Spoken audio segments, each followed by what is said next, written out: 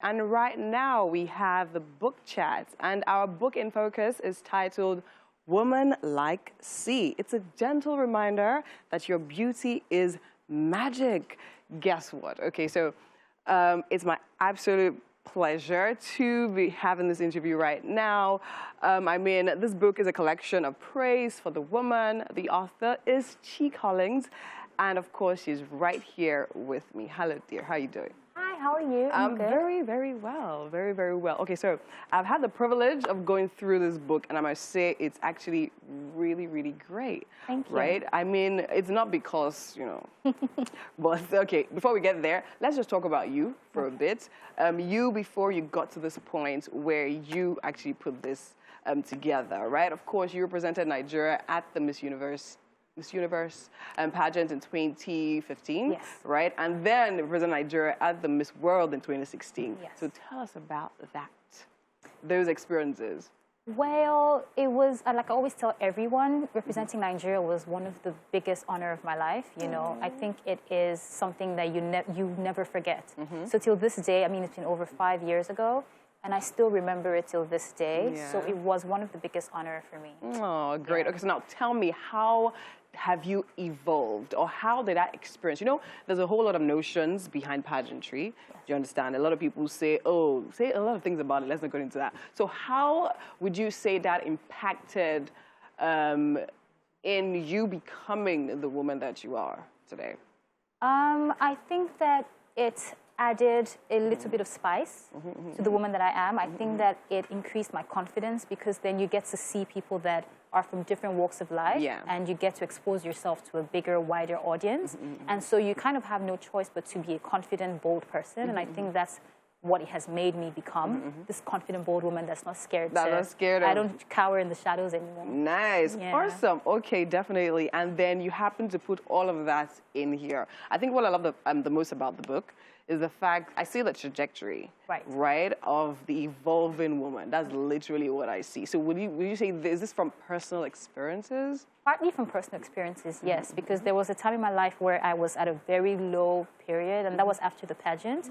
And then I guess I documented everything until I reached this peak where I had, I guess, evolved. Yes. And then there were also stories of other women that I've seen on a journey that's taking them from where they were to where they currently are now. And it was something that was very inspiring to me. And so I put that all there too. Yeah, definitely. Because I mean, one caught my eye, like a lot caught my eye, but this particular one for public consumption. Yes. Can you tell me about that one? For public consumption is a woman that's completely beaten. So it talks about a woman that I think she has an alcohol addiction. Yes. Yes, and she was down in the gutter. She no longer had any dreams. But sadly, she didn't make it out of it. So she ended it with the addiction. And I think it was also warning about maybe having too much of a vice that you lean on too much, where you lose yourself in it. That could be drugs, that could be alcohol, that could be something that's damaging to you. And then you might not have the opportunity to come out of it. So that's what that poem was about. Oh,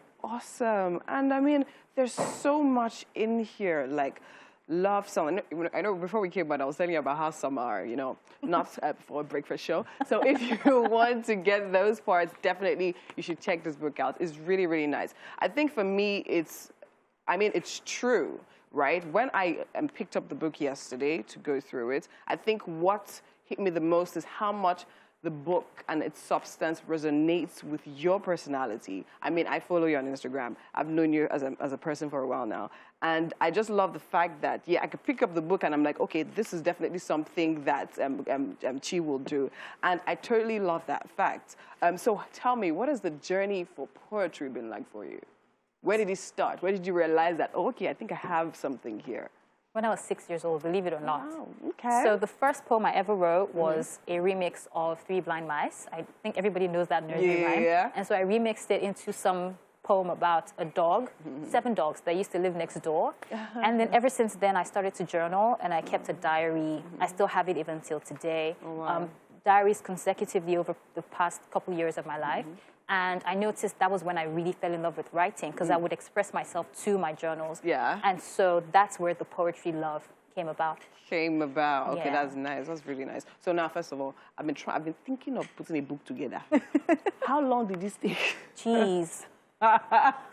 How long did this take? First of all, having the story is not the difficult part so much. I know you can experience writer's block, but that's not the hard part. It's not getting the story together. It's actually putting it into a book and then printing it. That's the hard part.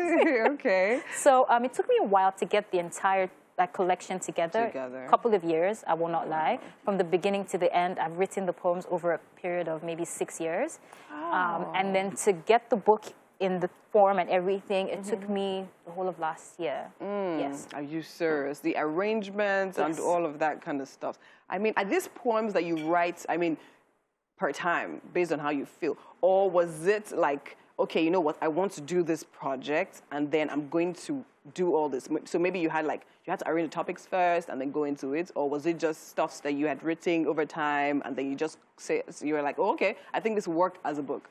So it was stuff that I've written over time, and then when I discovered that it was going to be that title, I was going to make it that title and have that theme, all of them fit into different themes in the book. So they were at different periods in my life, when I was happy, when I was sad, when I was in love, you know, and so I just compiled it according to the themes. I read the love ones. Yeah. Did you like them? Yes, they were nice. Really, really nice. And then heartbreak at a point. Yeah, heartbreak. That happened.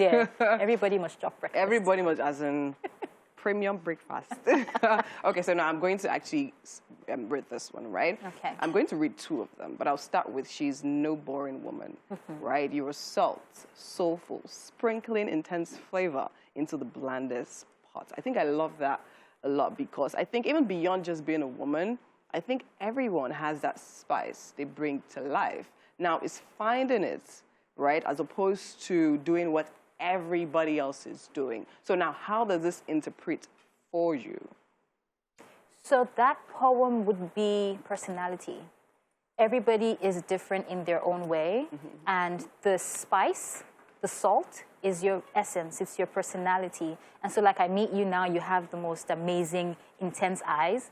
That's like your little sprinkling of salt. And if you maximize that, it's like, wow, you know, she's this girl with these beautiful eyes. Yeah. So everybody has that thing that lingers about them. And I think that's what resonates with me. It's your personality. Your personality, very, very true. Now, the next one is you're strong amongst other things. Strength does not need to be arrogant or harsh. It can be in the gentle flicker of love-soaked eyelids or the soft whisper of a broken woman.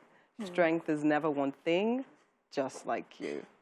Okay. So now, I think this addresses the whole, I think for me, when I read it, what came to mind was the whole feminist movement, right? And how a lot of people are talking about how, okay, fine, a lot of people have misconstrued it. I mean, taken it, interpreted it in their own way. Some people are really harsh and passionate about it, and in a kind of way, they kind of err, right? But this now talks about how the strength of a woman is not something that is brash, right? It's something, I mean, you're the poet. Please, can you just elaborate more on that? So basically, the strength of a woman does not have to be harsh. I feel like we don't explore our softness enough. Okay. I feel like if we hinge on that, the fact that we have that softness to play with, we could get a lot of things done. And I don't mean that women can be strong in the strong sense of the word. I mean that we can also complement it with our softness, which will balance everything out. And that's why it talks about, like, the strength of a woman does not have to constantly be, she's so strong, she can take anything, she can suffer. It means she can also be soft and just there, flowing, like the ocean. She doesn't have to constantly suffer to be proven as a strong woman. Okay, great. So now, what is your mission with this? What do you desire that this project does? I want women to read it and just envision themselves as their higher self. Like, I want women to read it and feel like, listen, if this thing with not having confidence is with me, I no longer want to be that person. I want to be this person that aspires to be a better, more beautiful, more bold, more confident woman. I want women to read it and just own their essence. That's what I want. All right. Thank you so much. I mean, it's been amazing talking to you. Before we go, where can we get this? You can get it directly from me on my Instagram page, chii.collins. Oh, okay. And then you can send me a DM, or there's a link in my bio that you can purchase it on. Get it. Thank you so, so much. I mean, if I could go through this book, I'm sure we'll be here all day. But then again, we have other things to do. Thank you so much.